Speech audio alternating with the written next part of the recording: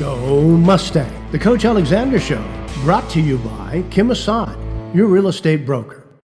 Hello Mustang Nation, Matt Carnes, Grapevine Booster here with head coach Mike Alexander, new head coach of the Grapevine Mustangs. Coach, welcome to the program. Happy to be here. Thanks for having me. It's week one with your show, so this will be the first ever Coach Mike Alexander show here at Grapevine.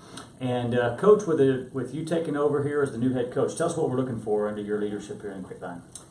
Well, number one, we feel like the ship was headed in the right direction, and there's no major overhauls. I think the biggest difference is just personality of staff. We have about 4 new coaches, and every time you bring in new coaches on your staff, your staff's personality changes a little bit here and there, but as far as the nuts and bolts of what we do, our DNA hasn't changed. We're still going to win games the way we win games here, or the way we've won games here in Grapevine over the last 2 years. Well, and you were a big part of helping get this program going in the right direction, so it's good to have you still as part of the program. Game one is under your belt. Congratulations on a big win, week number one. Tell us about game one. Well, the kids played amazing. We were, as a staff, you're always a little bit, just unsure of how that team chemistry is gonna work on the field. In a tense situation, if you will. You find out about your kids through off season and through spring ball and even scrimmages, but until you get out there and the band's playing and they get tired, you never know.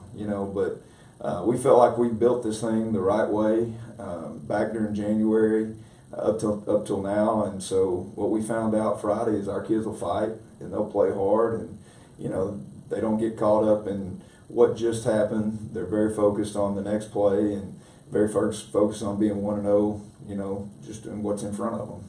Well, 2016, it seemed like the season really came to life with Brian Andrews' big stop in the end zone against Abilene Cooper, and that was game 2. This week, you had a big stop early in the first quarter there from the defense. Talk about the momentum change and then how that moved into the next play we'll talk about. Well, I think it was somewhat of a character-defining moment for our defense. There's no secret that we lost 9 really, really talented football players off last year's defense. So this year's group, and we talked about this today, after practice, that we're still developing our own identity. And the way the game started last week with we got a 3-and-out to start it. And then they got the ball back in their second series, and they march it down the field. And it was fourth and 3 from about the 8-yard line. And our kids had a chance to be tired and not give up, but give in a little bit to their fatigue, because it was a long drive. But they didn't. They bowed their necks and showed their DNA, and couldn't be happier. And then they took that and just kind of gained that momentum throughout the rest of the year, or the rest of that game, and had confidence. And that's a huge thing for a young team, to have confidence. Well, that led into the big block by Cole Stevenson. Blocked a punt and then got the recovery to get on the board that way. And we'll talk to him here in a little while. Talk about how that just increased the momentum in that game. Big plays on defense can do that, and they did it last year, like you said, in the Cooper game, and then this year, starting out, it was important that we get that stop when we did, and then the very next series we got another stop, and to put the pressure on the punter like we did, and then to actually block a punt and then recover in the end zone to go up 2 scores. That was huge. Well, while we're talking about those, let's just take a quick look at those 2 before we go talk about some of the offense that happened. This is the big stop you were talking about early on.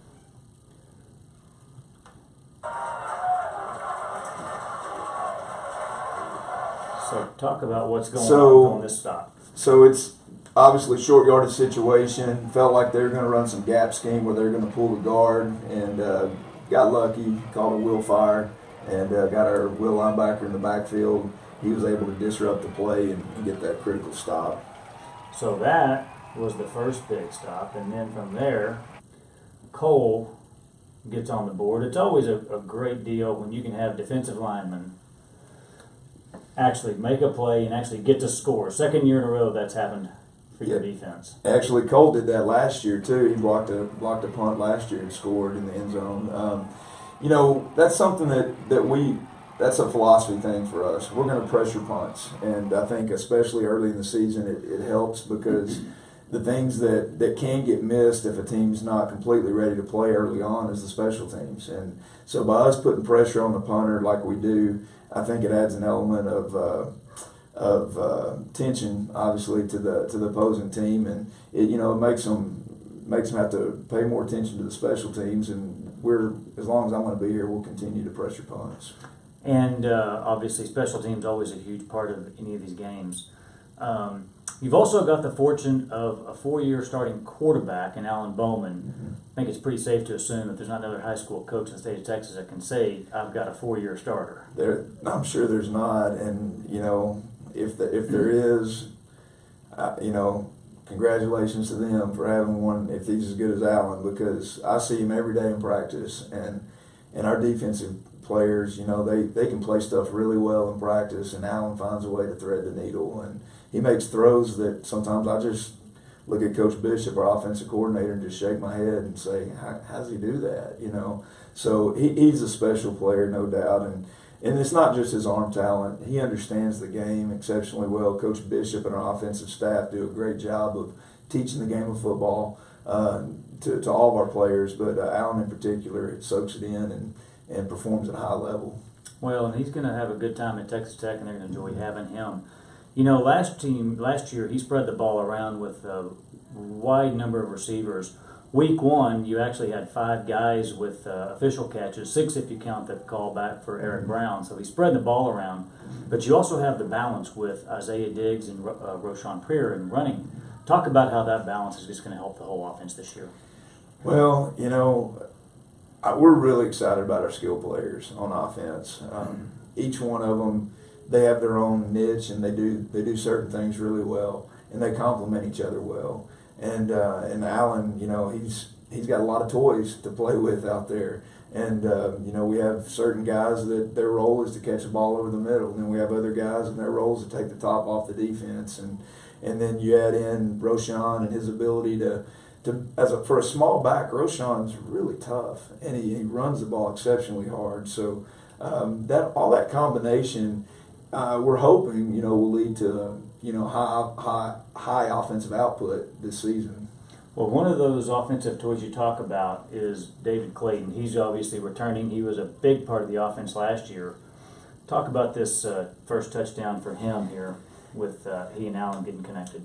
Yes, sir. So they're going to bring edge pressure, and Alan knows right now he's got man coverage, and this is something that we do on a daily basis. One-on-one route combinations, and he and Alan hooked up on the corner route. Alan throws that ball well, and David can track a football as good as anybody. So we like David in one-on-one matchups most of the time. Well, it seems like that's going to be something that you're going to see a lot of this year. And then as we go back to the defense, it really, Jake McClure came in with a big stop late that really just kind of put the icing on the cake for the defense. And hopefully he's somebody we're going to get to talk to here in just a little while. But talk about the blindside blitz that he pulled off here. We felt like with the back set on the other side that they were going to work some kind of RPO action, would fake the ball to the running back, which would take the Q's eyes off the field. And once again, got lucky, called the right blitz. Jaden comes untouched and blindsides the quarterback. This in a large part happens because we had decent undercoverage over there on the single receiver. So it's a team game. Jaden's a talented kid that we've played him since the spring at inside receiver, safety. I think he's probably found a home at outside linebacker. He provides an element of athleticism to our defense that was greatly needed there, and he's doing a great job for us. Well, you've got a big one coming up. Travel out to Abilene to take on Abilene Cooper. Last year you beat them 61-7. Talk about the Abilene Cooper game coming up this week. Well, Abilene's a place that's near and dear to my heart. Mandy and I, we spent 4 good years out there, and actually our our oldest daughter was born in Abilene. Actually, two of our daughters were born in Abilene. So we spent we spent 4 great years there. Have some lifelong friends in Abilene. I've stood on that sideline we're going to stand in, and played Cooper before. So it'll be fun. It'll be fun. It's a really unique environment. I've never coached anywhere in my 20 years that has an electric environment like Abilene High and Shotwell Stadium had. So when we go over to play Cooper, I told our guys already it's going to be an experience of a lifetime.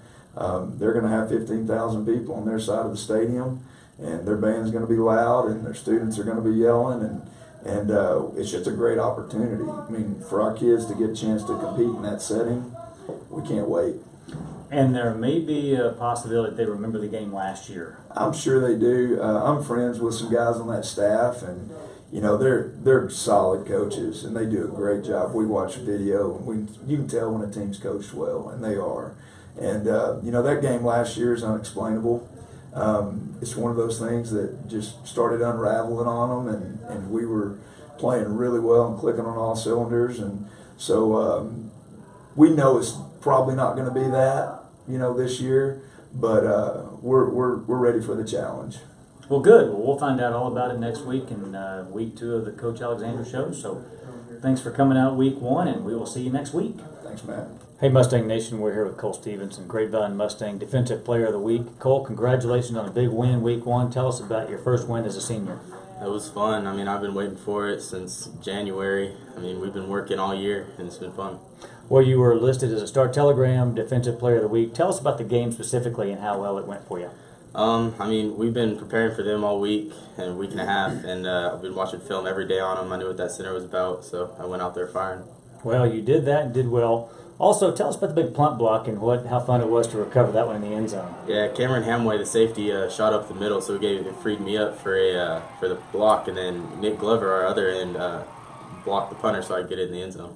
Well, that was good. Did they actually let you have the ball? Because it looked like you were second one on it, but yeah. I guess you actually wound up with the ball? Yeah, I wound up with it. Well, congratulations. Hey, Mustang Nation, here with Grapevine Mustang Jaden McClure, a new Mustang, a move-in. Jaden, tell us about the move into the Grapevine Mustang program and how it feels to be a Mustang. As a newbie, the tradition is forever going. There's a lot of good players, good coaches out here that brought me into the family. Well, good. Well, welcome to the program. You had a big week this week. Talk about that blindside blitz that helped seal the game there towards the end. Yeah, I just recently moved to linebacker, so I barely know the plays, and then coach told me on the sideline to blitz, and I didn't know what I was doing. I just ran, and I got there. Did you think you were going to get there, or did you think he was going to get rid of it before you got there? Yeah, the whole game he'd been throwing quick game, and then he sat there and just sat there, and I got there, and I tackled him. I was really happy. Well, it was a big game. Well, welcome to the Mustang program, and we'll see you this week in Abilene. Thank you. Go Mustang! The Coach Alexander Show, brought to you by Kim Assad, your real estate broker.